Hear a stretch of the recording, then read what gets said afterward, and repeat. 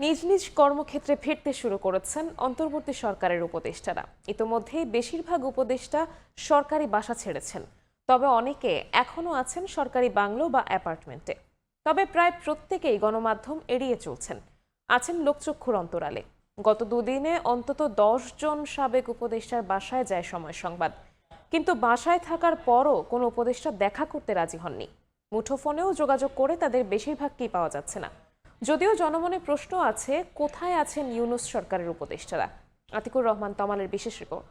আমি আইন অনুযায়ী অন্তর্বর্তীকালীন সরকারের 24 আগস্টে অভাবনীয় এক অভ্যুত্থানের পর 8 আগস্ট গঠিত হয় অন্তর্বর্তীকালীন সরকার।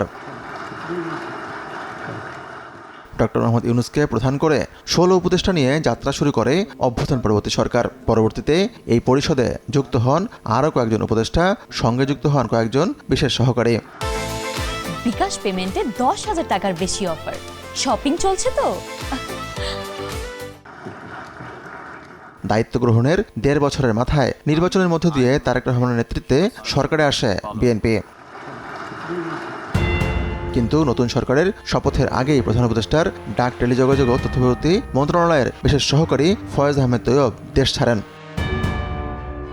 17 ফেব্রুয়ারি নতুন সরকারের শপথের পর রাতেই সিঙ্গাপুরের উদ্দেশ্যে দেশ ছাড়েন প্রধান উপদেষ্টার আন্তর্জাতিক বিষয়ক বিশেষ দূত লুৎফু সিদ্দিকী। প্রধান উপদেষ্টার বিশেষ সহকারী আলী রিয়াজও ঢাকা ছাড়েন 22 ফেব্রুয়ারি রাতে।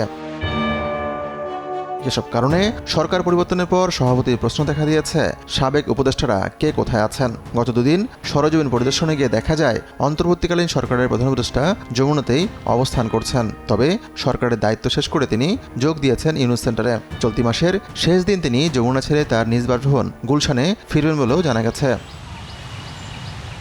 নতুন সরকার গঠনের 1 মাসের মধ্যে উপদেষ্টাদের সরকারি বাসা ছাড়ার নিয়ম আছে। বিশেষ কারণে যদি দ্বিতীয় মাসেও থাকতে হয় তবে সরকারি ভাড়া পরিশোধ করতে হবে। উপদেষ্টারা কোথায় আছেন সেটি দেখতে মন্ত্রীপাড়ায় যায় সময় সংবাদ। ইউনূস সরকারের অন্যতম প্রভাবশালী এবং নানা সময়ের আলোচিত সমালোচিত উপদেষ্টা আসিফ নজরুল 35 হেয়ার রোডের এই বাসায় থাকতেন সাবেক আইন উপদেষ্টা। কালকে সকালে চলে গেছে। কালকে গেছে? কই গেছে জানেন নাকি?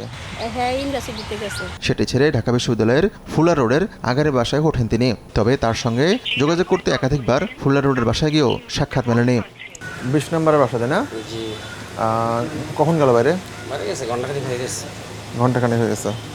হয় আমি নতুন বাংলাদেশ চাই অথবা চাই না।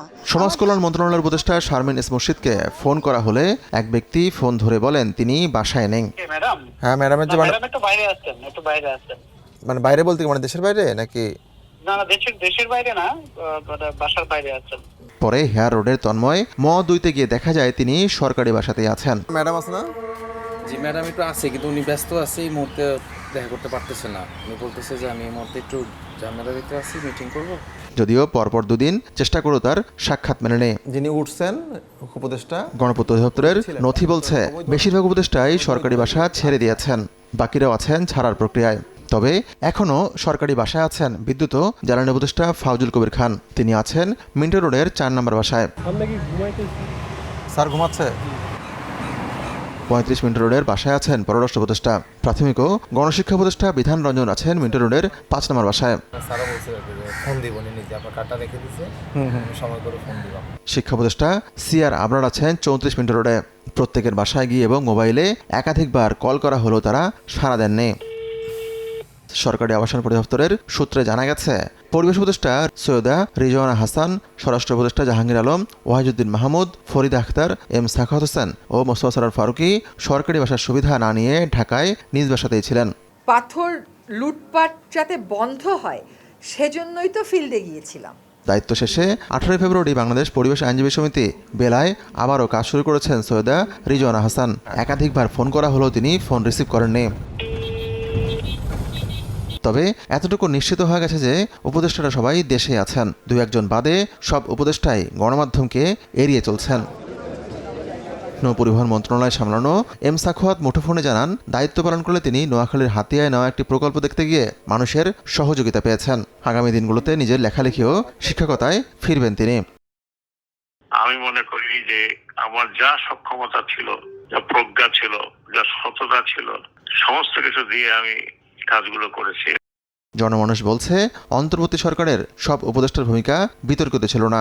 ওই সময়ে তারা যদি আমাদের ক্ষমতায় না গ্রহণ করতো তাহলে দেশের অবস্থা কী হতো সেটা আমরা বুঝতে পারি। আমি পলিটিক্যাল সায়েন্সের স্টুডেন্ট, সেই হিসেবে আমি বুঝতে পারি। 17 বছর আগে কি চুরি হয় নাই, চাঁদাবাজি হয় নাই? হয়েছে তো, কন্টিনিউয়াসলি হয়েছে।